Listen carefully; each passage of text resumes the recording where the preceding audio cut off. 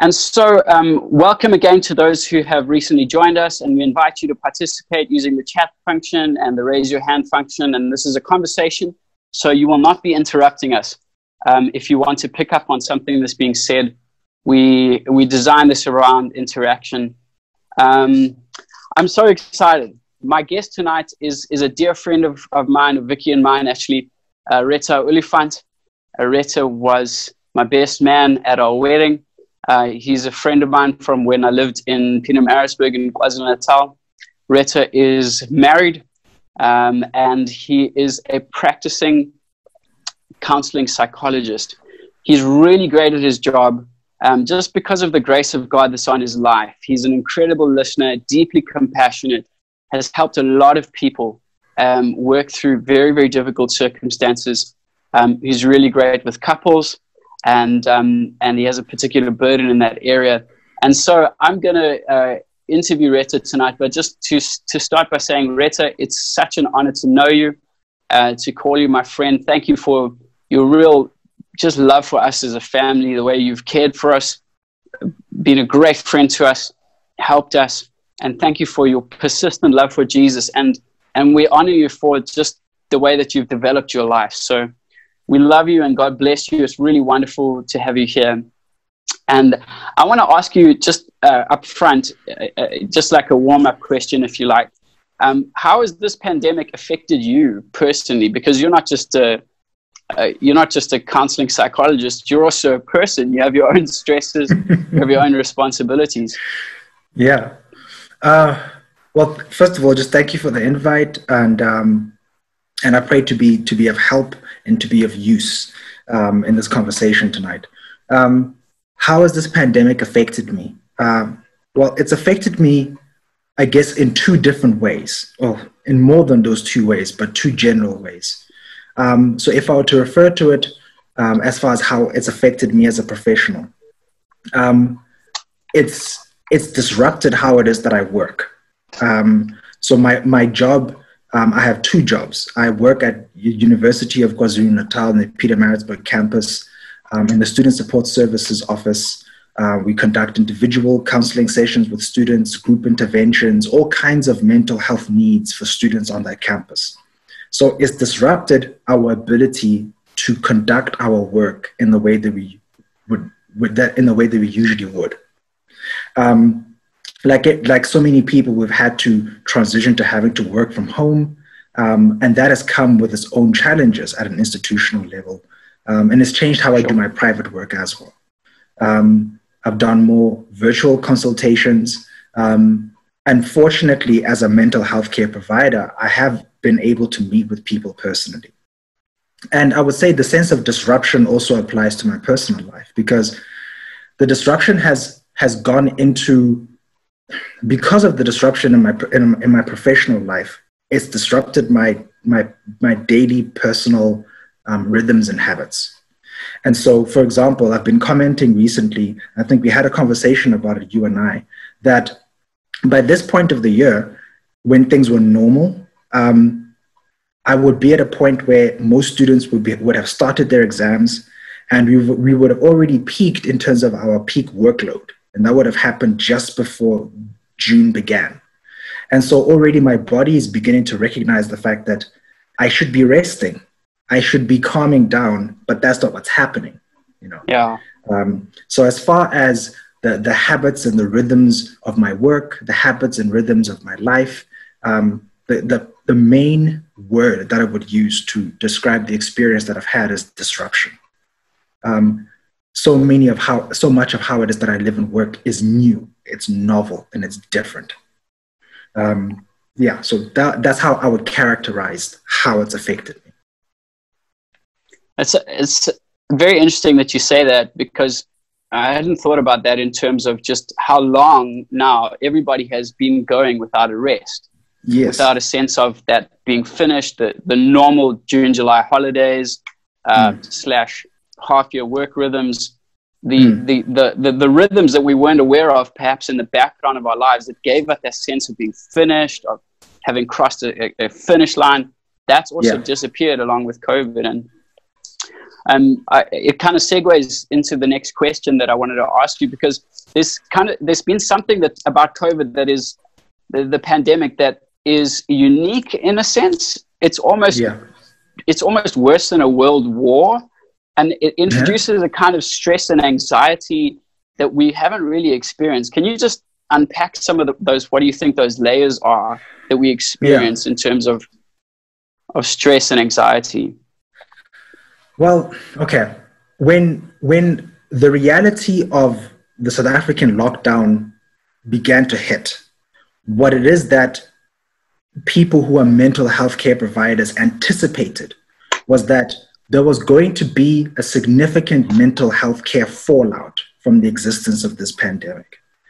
And that's because of the nature of the pandemic, the fact that, there isn't a cure and there isn't a vaccine, and that the public health response therefore required to try and handle the problem involves having to disrupt people's lives, by telling people to go home and stay there with a hard lockdown.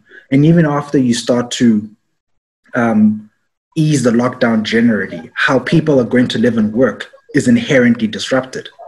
And so what it is that we anticipated is that part of what makes this experience very different, and you made reference to a world war, the last time a pandemic like this happened was immediately following the First World War. And it's that level of global disruption, how people live, how people work.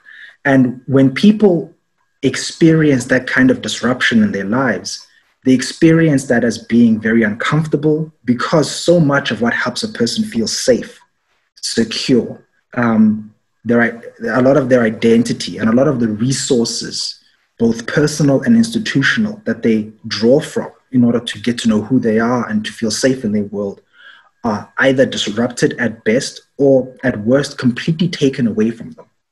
Yeah. And so their ways of coping are changed.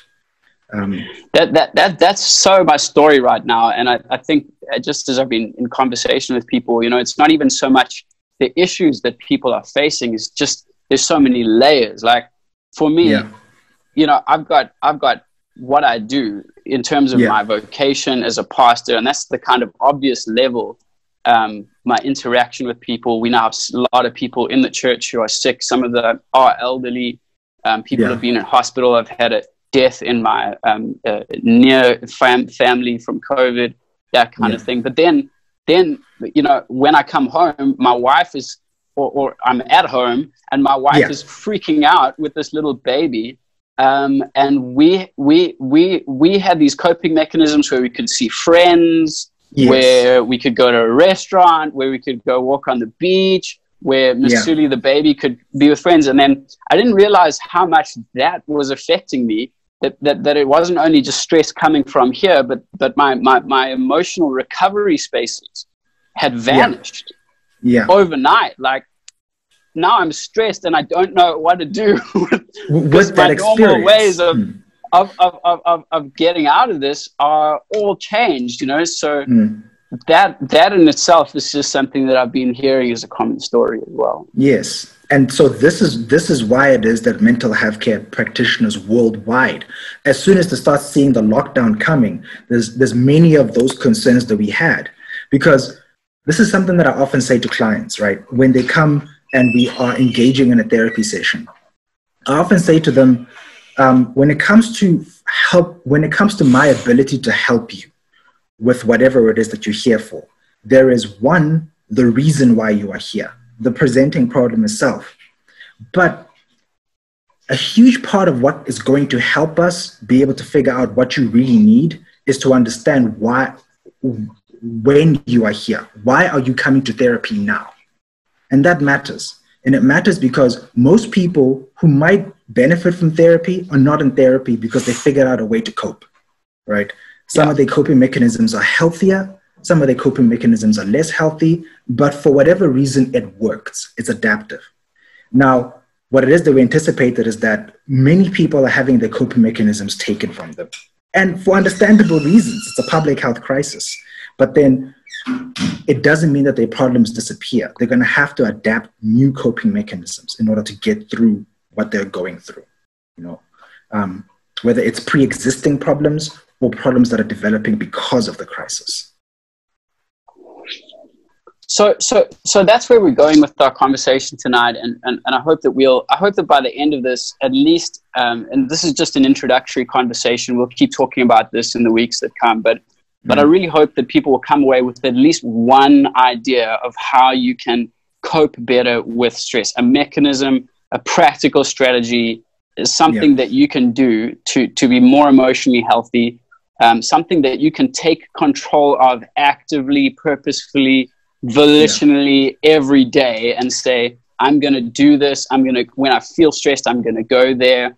I am not going to be passive in this and just let stuff come at me. And I'm not going to do unhealthy things, because I have noticed as well, like, that there are a lot of unhealthy ways to cope with stress.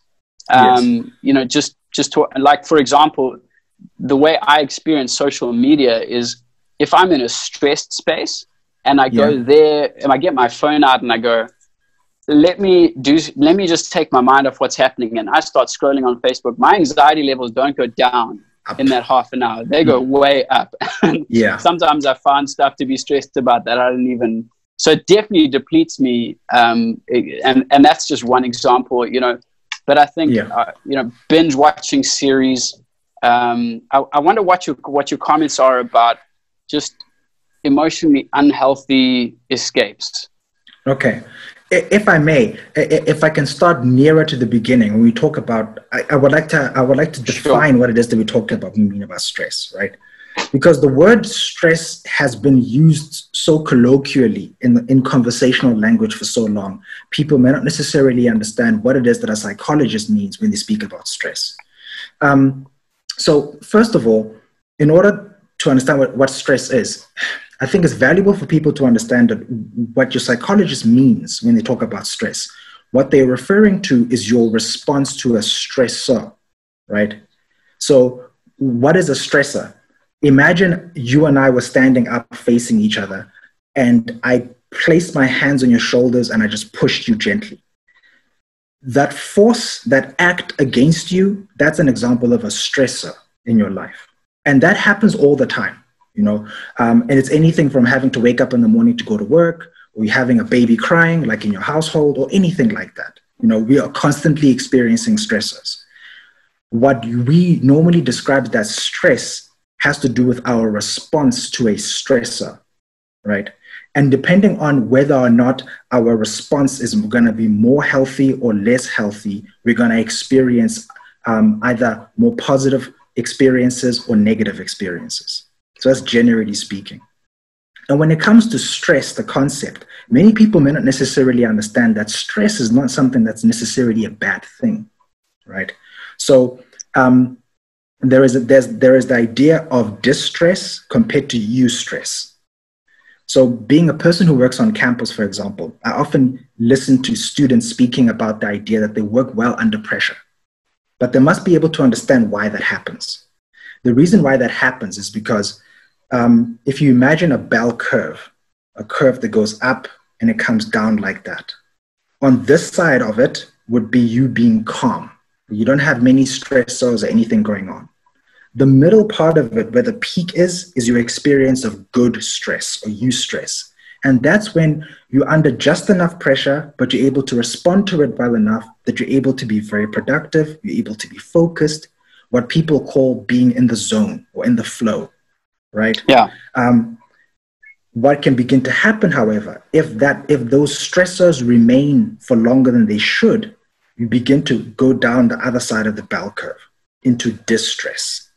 And usually when people say, I feel stressed, they're talking about that, but without necessarily having the appreciation that they're able to process stress in a healthy way when it's in just the right amounts. So that's what I would say about that. So reading yourself is really important. Yes, it's very important.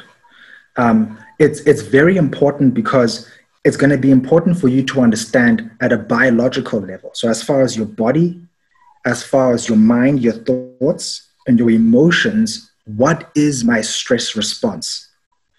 I mean, human beings are unique, but there are general things that we've been able to learn in the literature about how human beings react. what it is that psychologists speak about when they speak about stress, really what we're talking about is the fight or flight response, right? So if I were to take a look inside your brain, there's a couple of layers to it.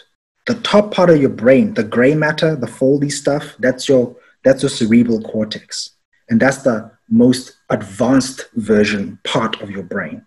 As you dig deeper into it, you go into the more and more basic parts of your brain that have to do with controlling your basic functions. The stress response, or the fight or flight response, is the kind of response that you get when you're startled. So that if I were to startle you like that, right, a couple of things start to happen. Your heart rate begins to go up. You begin to perspire more. Your temperature begins to go up. You tense and you freeze. Blood starts to flow into your arms, into your legs. And that's in anticipation of you either having to run away from something that's frightening you or to stand and fight. And that's something that was built into us so that we can survive. That response is only designed to be engaged for short periods of time. But with the kind of life that we live, like how you were speaking about before, with a high level of busyness and a high level of engagement all the time, that stress response is being engaged for far longer than it should be. And so it can begin to deteriorate your mental functioning, your emotional functioning, and your physical functioning. That's what people will describe as stress. Yeah.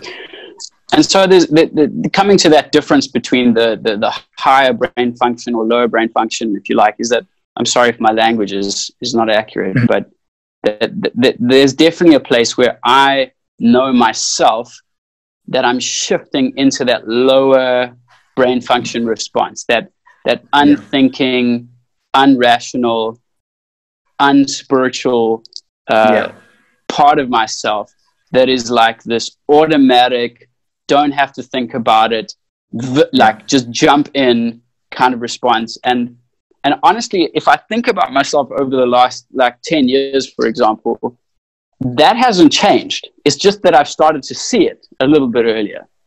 Yes. Like that stuff is still there. So for me, like, I know for myself, I am stressed. I'll know that I'm starting to get into the bottom end of that bell curve.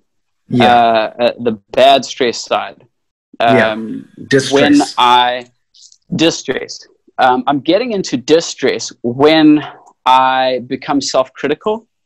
Mm-hmm. That's my particular pattern. I start to really be hard on myself. I treat small mistakes as big failures. I internalize things and say, Glenn, you're a bad person, instead of you made a mistake. Yeah. I withdraw and I become very introspective. And I also become quite judgmental of people. Okay. So, you know, Vicky will say one small thing, and then I'll have this whole world, you know, where she has done so many things wrong. And my sense of just being a critical, judgmental person just comes out like spontaneous. I don't have to. And then I realize, oh yeah. That's what it is. You've gone off the end of the curve. Yeah. And now, you know, so honestly, if I think about it, I haven't really conquered those things in terms of not going there. I just recognize it a little bit earlier now than I did 10 years ago. And I start to read the signs and I go, okay, quickly, now it's time for me to have a run. Now it's time. I got to go for a run. Otherwise, everybody else is going to get it. Yeah. And so what you're speaking about there is about developing insight into what your stress responses are, right? And especially the ones that are quite unique to yourself. And it's very important for people to do so. So what I want to do is very quickly go through like the physical, emotional, and cognitive ones to give some examples.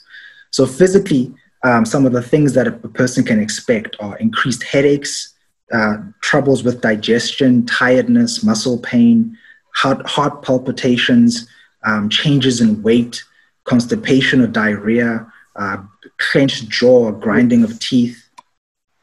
Emotionally speaking, people can find themselves feeling more irritable, feeling more sad more often, feeling drained. What you talked about there, being cynical, not being motivated for work, feeling bad about themselves. and cognitively in terms of their thought patterns, or their thought capacity, let's say, finding it difficult to make decisions or having poor decision-making patterns, having short or long-term memory problems, difficulty concentrating, and constant worrying, making mistakes, and impaired judgment or sensitivity. Those are some examples of physical, cognitive, and emotional changes, and socially as well, failing to look after yourself, poor time management, being unsociable, social withdrawal, being restless, disturbed sleep. Those are some things that a person can begin to look out for as being symptoms that are setting in and they're not going away. They're becoming more and more consistent, And those symptoms actually are quite useful to be able to notice generally. I don't know if I can speak about this. I would like to. Thanks. Because here's the thing. A lot of my professional philosophy has to do with the idea that there is great value in people being able to understand that going through a bad season in your life does not necessarily mean that you have some sort of psychological disorder. It's very important to understand that sometimes life sucks. And so it's important for them to understand what happens to them emotionally, physically, cognitively, spiritually, when they begin to notice that life sucks. So you did science, right? Could you tell me which axis is the vertical one and which one is the horizontal one? Y is the vertical and X is horizontal. Okay, cool. I think. So, okay. So if you can think of the one at the bottom being time passing and the one that's vertical being level of functioning, basically, right? When things are okay, so if I were to draw parallel lines in between the vertical one, and I were to draw a peak and a trough and a peak and a trough, most people are existing somewhere in between those lines, right? When they're experiencing normal functioning. What I mean by that is sometimes you have better days and better seasons. Sometimes you have worse days and worse seasons. But generally, your functioning is stable, right? What it is that I'm looking out for as a psychologist is your functioning existing outside of those lines in a consistent way. The development of symptoms setting in for long enough where you're finding it difficult to get back to what normal meant. Very helpful. And that's the thing for people to look out for. So just because you're going through a bad time doesn't mean something is wrong. In fact, it can be quite a normal response to an abnormal situation. We are living through a pandemic influenza that hasn't happened for 100 years. That is going to affect you is not the problem, and that your functioning may change doesn't mean something's wrong with you. In fact, I would be concerned if you didn't react to that. Yeah, that's such a comforting perspective. And so if you feel a little freaked out right now, you're very, very normal. And that's basically the message. And I remember you and I were talking about this. I don't remember when, but how there's perhaps an unhealthy spiritual worldview about psychological stress, where especially if you grew up around brown church, if I can use that terminology, the categories that we have for the kind of stress that we experience here are, either it must be like demons. If you've got mental problems, it's probably demons. If it's not demons, it's definitely sin. Okay, there's some way that you've sinned, and then if it's not that, then it's just like delinquency or naughtiness, or there's some curse on your life. So is it ugusona? Is it amadimone? Because there's this thing inside, this psychological thing. We don't have a category for that inside of our spirituality, and it's almost like that's something that you. Or you are bewitched, so you're bewitched. Somebody's around you. So absolutely, and then it's just the most unhelpful way. And then the spiritual dialogue among Christians is no, just have faith. Just let's cast the demons out. Let's lift the curse off your life. You're not a victim. You're a victor. We command the devil to flee from you. And it's not the devil. it's just your brain, you know, it's Yes. just like my brain. And I've been given a brain. I need to manage it. This is something that maybe if I can just try and help somebody, if you grew up like that, you know, if you go to the gym, I had an accident when I was in school, and I badly damaged my right knee playing rugby. Don't ask me why I was playing rugby. Too skinny to play rugby. But somebody should have told me that. Thanks, Mom. She's on this chat. So thanks, Mom. You should have told me not to play rugby. But anyway, I played rugby and I broke my knee properly. And then for the next 15 years, I had to realize that I've got a weakness there. Mm.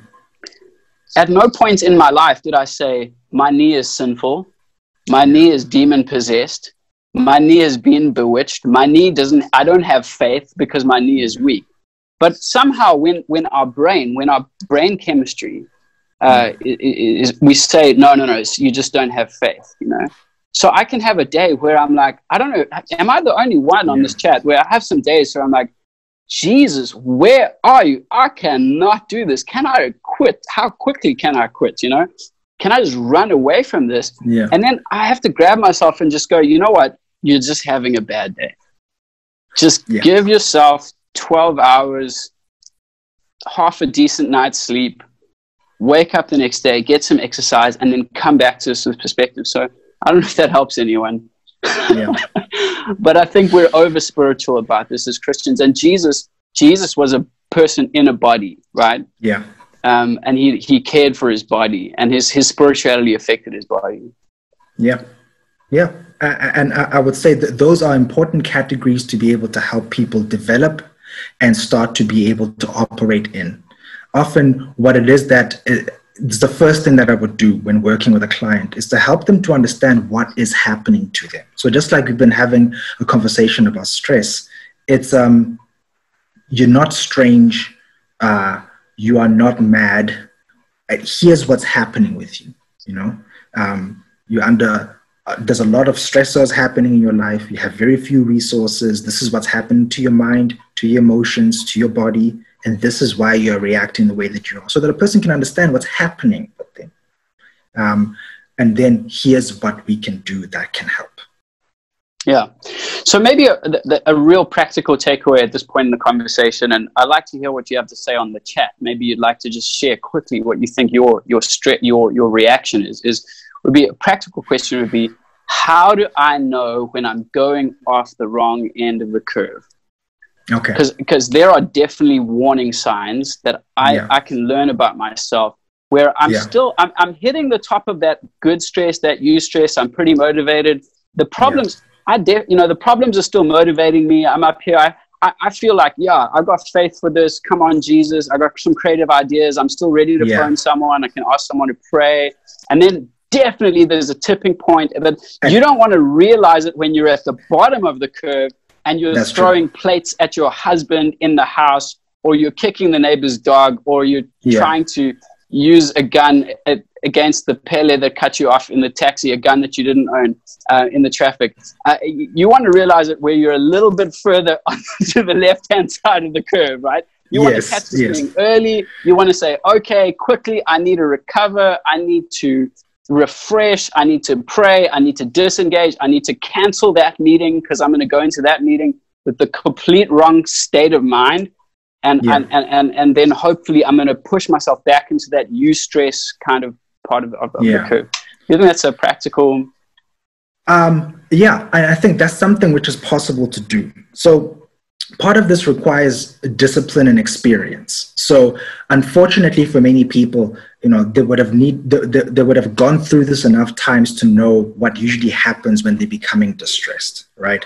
But a useful thing for maybe I can describe to people is, often what it is that a client will ask is, am I crazy? And I have to respond to them and tell them, there is a very specific definition that psychologists use that other people will consider to be an acceptable definition of crazy. And we don't even use the word crazy. We use words like psychosis and things like that. It's categories and stuff. We have labels for everything. Okay. So here's what I mean. Generally, the the threshold that needs to be passed in order for someone to start to become diagnosable under the DSM-5 is, regardless of what disorder we're talking about, the level of dysfunction or the deterioration in functioning. So for example, I talked about emotional stuff, I talked about mental stuff, physical stuff, behavioral stuff, right? If you're beginning to notice that, the changes in your life, emotionally, physically, behaviorally, cognitively, are beginning to happen persistently, first of all. So they're not going away. You're not bouncing back. And two, they're beginning to spread into multiple areas of your life. So it isn't just at home. You're beginning to see it at work. You're beginning to see it at school. You're beginning to see it with friends. That is a key sign that what's happening with you isn't within that range of what it is would be considered to be normal functioning. You aren't just sad. You aren't just having a bad day. Something else could be going on.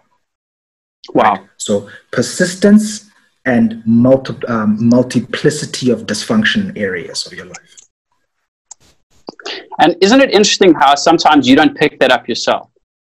Yes. Okay, which actually brings me to something that is valuable to do as well.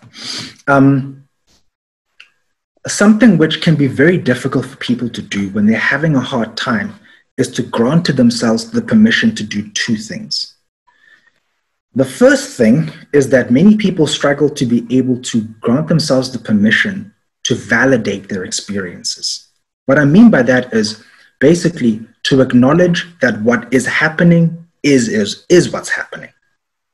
Yeah. Because there's so many incentives for people to want to be whatever they consider to be normal, right?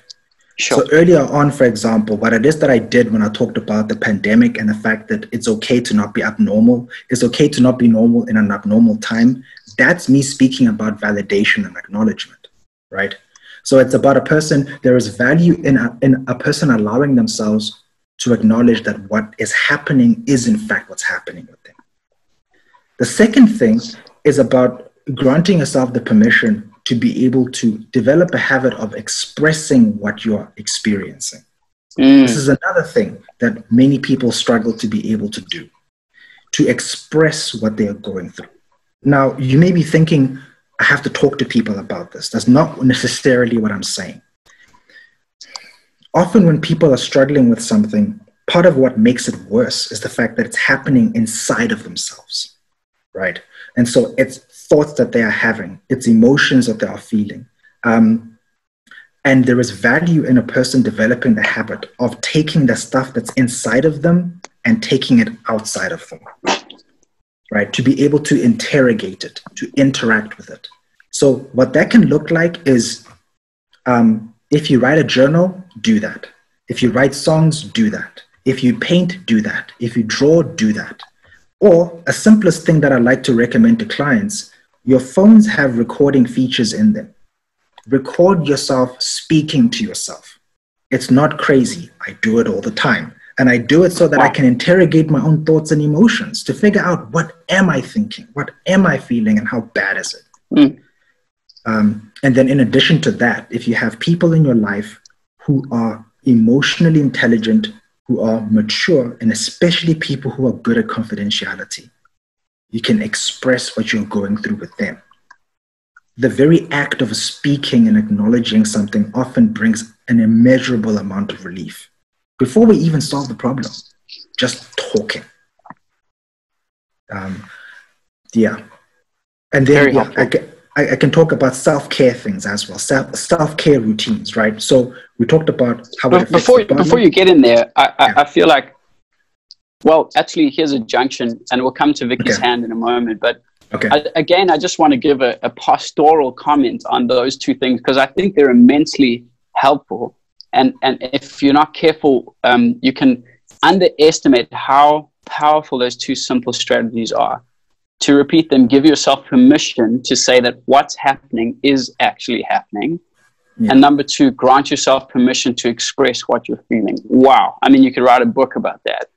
And again, I think what Christians do that is so unhelpful sometimes is we have this sort of we have this faith on steroids response to anything bad that's happening in the world. So bad stuff is happening, and the advice you get from your friends is, the devil is a liar. This is my favorite. The devil is a liar. I'm like, yeah, but it doesn't help me to cope with the lies that are coming my way, you know? Yeah. Don't tell me the devil is a liar. God is good. He works all things for the good of those who love him. Thank you so much for your Christian greeting card response to my very complex emotional condition. This stuff is still real. I still have to work it out in the day by day, breath by breath, like, oh my gosh, what do I do in the next 20 minutes? Okay, I know Jesus is coming back at the end of history, but right now, I actually just need to acknowledge that someone has died, or I need to acknowledge that I'm facing losing my job, potentially. Yeah. And it might not be as real as I think, but I feel like Christians just have this one-track view of faith. Like, if I even acknowledge that this bad thing could possibly happen, it's not having faith. And then we don't have permission to access this real grace of God, where we just confront the thing that's in front of us. And also, you know, the invulnerability thing, I wish you would speak to us about how men and women do that differently, but I feel like I want to go to, maybe we'll go to Vicky's hand first. So is that cool? Can we patch Vicky into the conversation, Nick?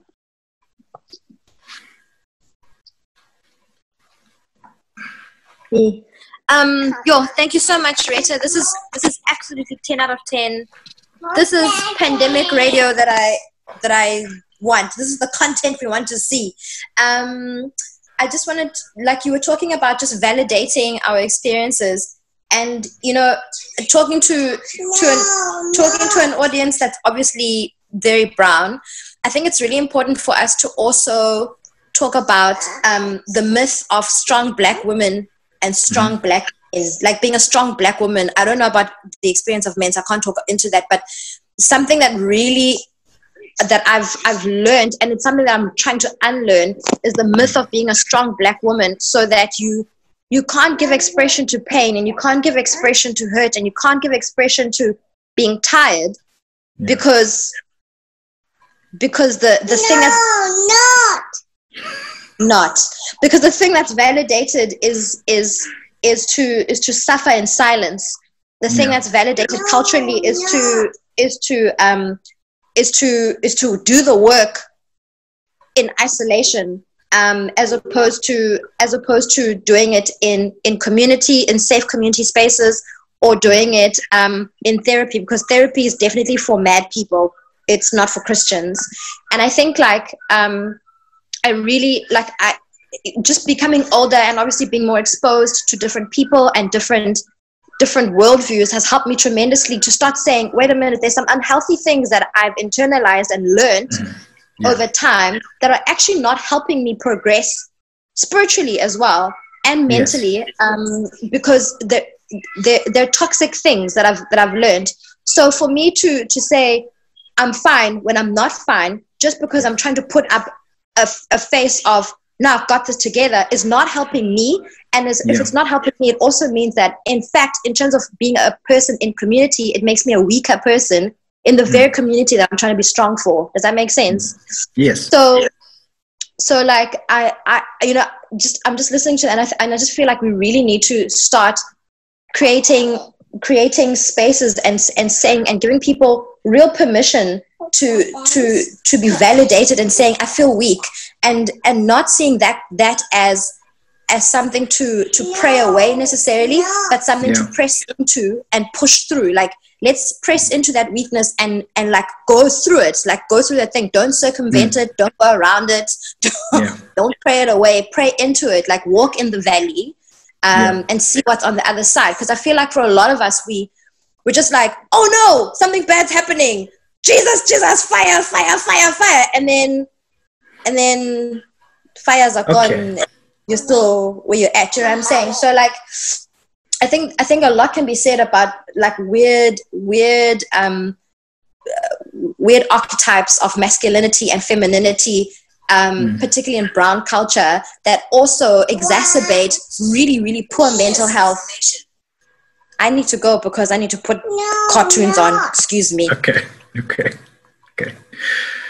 Ooh, I mean, there's so much that I can say to what it is that Vicky's speaking about. Okay, if I may, there's a couple of things. The first thing would be human beings are pain averse. And what I mean by that is this. When it comes to the experience of pain, whether physical or psychological, people run away from it. And it's a natural response. Whether you have burnt yourself on a stove or whether someone has hurt you emotionally or relationally. Now, while that is a completely understandable thing to do, psychologically speaking, as far as your mental health, it may not necessarily be helpful. And what I mean by that is this. In order for a person to be able to learn, to understand the nature of the suffering or the pain that they're going through, they have to be able to learn how to listen to that pain. And that requires an extraordinary amount of discipline. It's the same sort of thing a person needs to do, for example, if they've injured their body, they have to endure the pain of having that wound cleaned out. And psychologically, the same kind of logic applies. And so our society in general is very pain averse. It's part of the reason why it is that we medicate ourselves to the extent that we do, whether with legal or illegal drugs. And that includes the media that we consume. And so there is a huge amount of value in a person being able to listen to their pain and let it teach them what they need in life, and then be willing to follow through on the lessons that it's teaching them. And that's a huge part of the kind of work that I would do. But that involves allowing themselves to be vulnerable, because vulnerability is the way you get there, you know. So vulnerability is the only vehicle that you can use to get where you need to go to. Yeah, that's what I'll say for now. Very, very, very good. I feel like we could take a whole session just to unpack that one idea.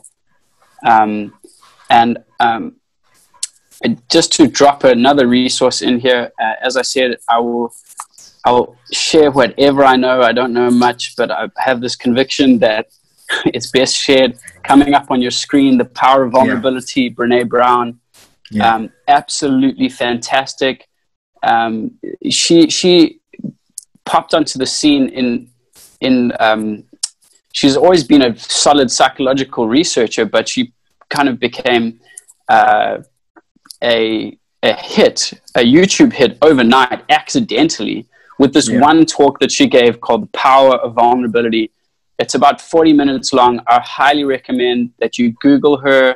She now has a number of really great resources. And I feel like I'd like Retta, maybe as our sort of last thought for the evening, to talk into this about how men and women struggle with this in particular. Maybe just a little teaser for this, but I do want to say, like, one of the biggest lessons that I felt God has used in my life to shape me as a gospel believing person is vulnerability, as a habit, as a discipline, as something, you know, we tend to think of vulnerability as something that you pass through, and the idea is to get out of it as quickly as possible. But I've learned to actually move the other direction and go, vulnerability is the space in which I grow, because Paul says, my power is made perfect in your weakness.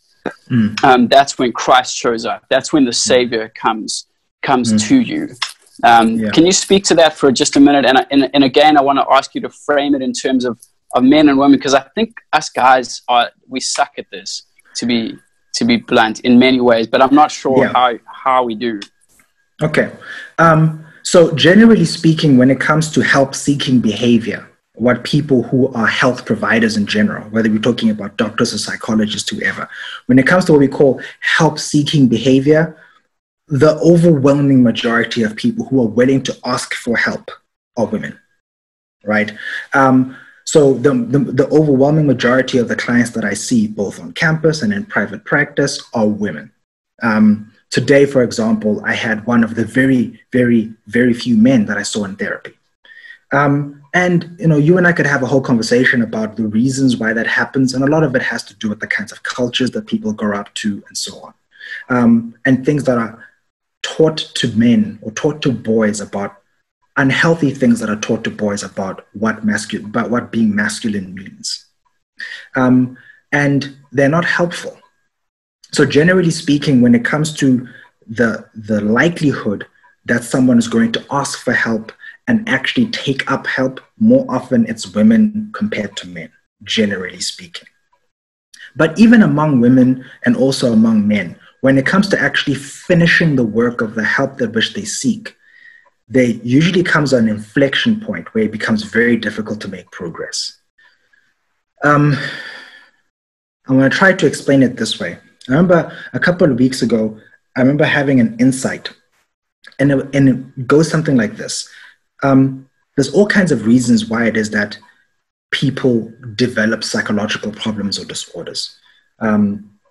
And if we can just account for the biological and clinical reasons, so brain chemistry gone wrong, basically, if we can just control for that, right, and just look at the therapeutic reasons.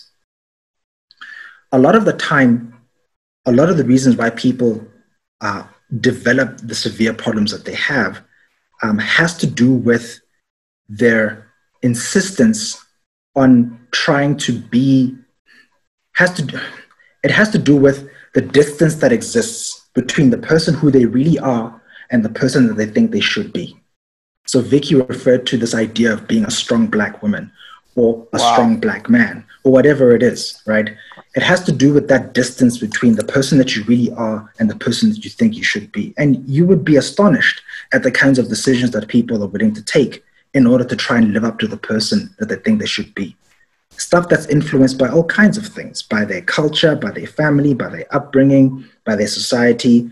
And people will pick careers because of this. People will marry people because of this. People will make life-changing decisions. They'll have children because of this. Now, most people are able to hold this distance. They're able to hold it upright, but it requires an extraordinary amount of work because you have to rationalize so many things. You have to justify so many things. You have to put in so much effort in order to keep that distance alive. But the problem is the longer you keep it up, the harder it becomes. And at some point, a person will break. And that's usually the point at which they come for therapy. And so a lot of the work of therapy is to help the person recognize that this distance existed, and you have to begin to figure out who you really are and what's going to be healthy for you, right? And the way that you get there is by helping a person to understand what pain that they experience, and then with vulnerability as the vehicle.